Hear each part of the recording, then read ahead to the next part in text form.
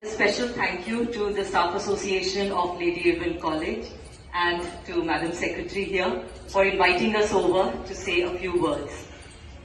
Ma'am, as you would know, in the very prestigious Lady Irwin College, in its emblem, beneath the crest, there is a very beautiful phrase that is written, which says, Vidya hi seva. Education is service. This phrase was finalized by Gandhiji, Rajkumari Amrit Kaur, as well as many other luminaries of the freedom struggle way back in the 1920s and 30s. Friends, unfortunately, today, after many decades later, I'm sure LIC has lived up to this phrase. I'm very sure about that because of the very transformational nature of the education service that one is imparting to women in the society. But if we look at the university, Delhi University, unfortunately, a twist has been given to that phrase. Today, knowledge has become a commodity to sell to the highest bidder in the market. And therefore, Vidya is no longer seva or service. Vidya se seva, ya Vidya se self-service, ya khud ki service. Friends, there is a trend, as we all have observed in the past few years, there is a trend towards privatization and contractualization of service, of education. And we see that consistently in many policies that have been introduced in the past. A very recent imposition was the UGC draft regulations, under which the count of service, past ad hoc as well as temporary service has been completely done away with. This past service, counting of past service was done away with earlier as well. For example, in the UGC regulations 2010, which was brought out in 2012. But on 17th August 2013, as per the EC resolution, in which one of the EC members was Dr. Adit Narayan Mishra, 4 years were brought back into counting of ad hoc service. And after that, there was a continuous, struggle by the academics, by the activists, to increase that to counting of total past service. Unfortunately, the UGC draft regulation, that has no weightage at all. The EC resolution has no weightage at all, because it is talking about counting of only that service which has been through a duly constituted selection committee, whereas all of the ad hoc service that all of us have done, including me, has been through the EC resolution. Friends, the question is, what is our Tota leadership doing about that today? Has there been any critique of the draft UGC regulations about this? It is not important to just pay lip service to these issues, but to also do something about it. Secondly, the UGC draft regulations have also made promotions so complex and critical in the name of notable contribution, as if teaching itself is not a notable contribution. We are supposed to do 4 out of the 9 compulsory quote-unquote notable contributions that include having startups, which I as a history teacher may find very difficult on what to have a startup on, to do community service, as if education itself is not transformational in nature, and that is not the community service that we are doing. To create digital content, to create MOOCs, to teach in Indian languages. All of us are experts in our own subjects. We may not be very adequate in teaching in a particular Indian language, even though we may be speaking that particular language. Therefore, friends, once again the question arises, what is being done about that? Further, the UGC regulations also talk about the removal of 10% of guest faculty recruitment, which again is a part towards contractualization of service. Another point about the WUS, friends, the way teachers have been delinked from the university teachers, it seems as if the university wants to tell us that you are NFS, you are not found suitable to avail the health facility, from the WUS. Health facility is not only about free consultation. It is also about medical facility that was available to us. It was also about the free medicines that were available to us. Some of us may not have used that facility, but there is a large number of faculty members who were dependent on that facility, especially on the medicines that were available to us through that facility. So friends, again the question, what has been done about this? You know, this WUSL facility was taken away from us last year, from August onwards. Today, if you go there, you will not even be given a medical certificate for it.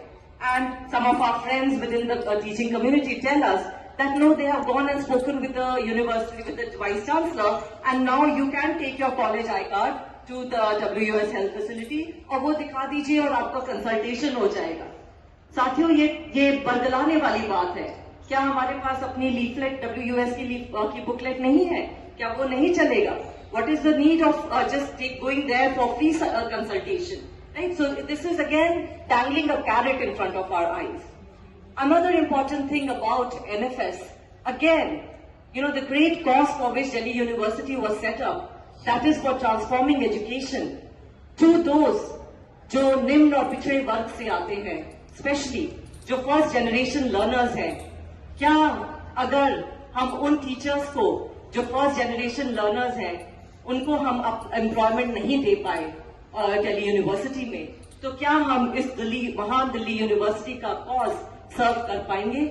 अगर हम सिर्फ जाति के नाम पर लोगों को NFS कर देते हैं, या ये एनएफएस का जो मुद्दा है, ये disability persons who are disabled, उन लोगों को भी despite having fully academic qualification, both people from the lower class as well as the disabled persons, despite having experience, despite having academic qualification, they are completely terminated from the entire interview process on the basis of NFS. This is highly discriminatory, and friends, we must unite against this kind of termination of teachers on the basis of NFS.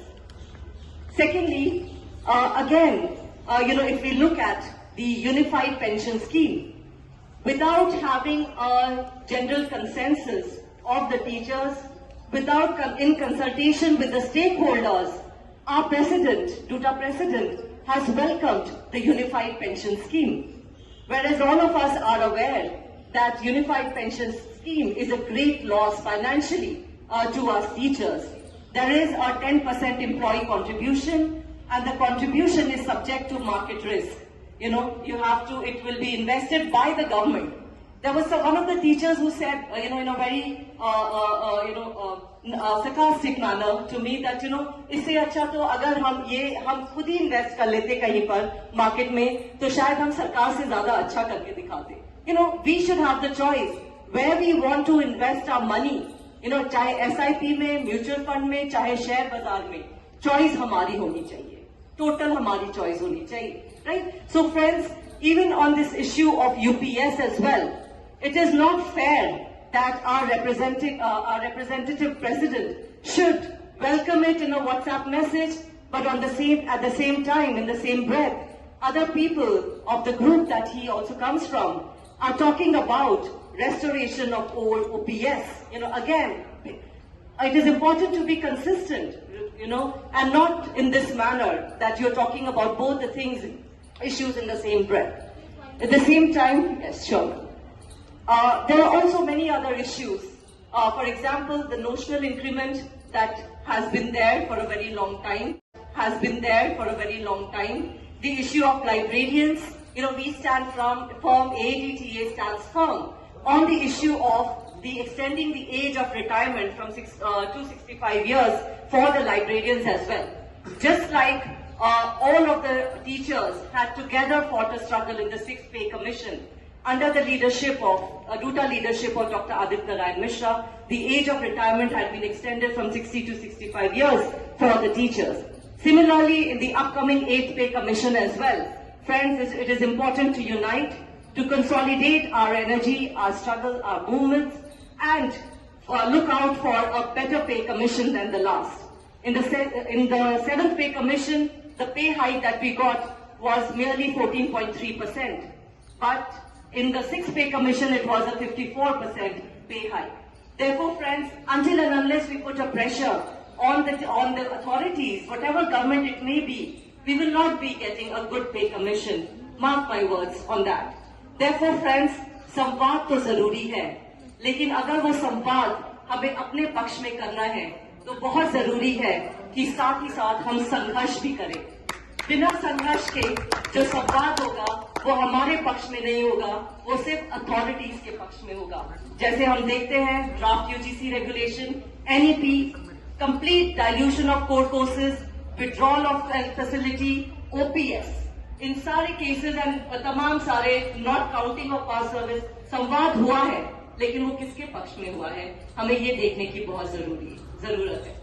Therefore friends, आज मैं आपके सामने एक humble submission करती हूँ कि आपको अगर सही लगे कि मेरा कैंडिडेचर एग्जीक्यूटिव काउंसिल के लिए सही है तो आप लोग मुझे अपना समर्थन दें। मैं 2 बार एकेडमिक काउंसिल में रह चुकी हूँ। मेरा नाम डॉक्टर रिचा राज है। मैं फिलहाल जीसस एंड मेरी कॉलेज के स्टाफ एसोसिएशन की प्रेसिडेंट हूँ और अगर आप लोग मुझ में अपना भरोसा दिलाएंगे तो मैं आप लोगों की आवाज को एग्जीक्यूटिव काउंसिल में तक पहुंचाऊंगी। मेरे साथ ही एडीटीए से एकेडमिक काउंसिल के उम्मीदवार हैं प्रोफेसर टीएन ओझा। आप इनको भी अपना समर्थन जरूर दीजिए ताकि आप लोग की आवाज दोनों स्टैट्यूटरी बॉडीज में गूंजे, एग्जीक्यूटिव काउंसिल में भी और एकेडमिक काउंसिल में भी। Thank you.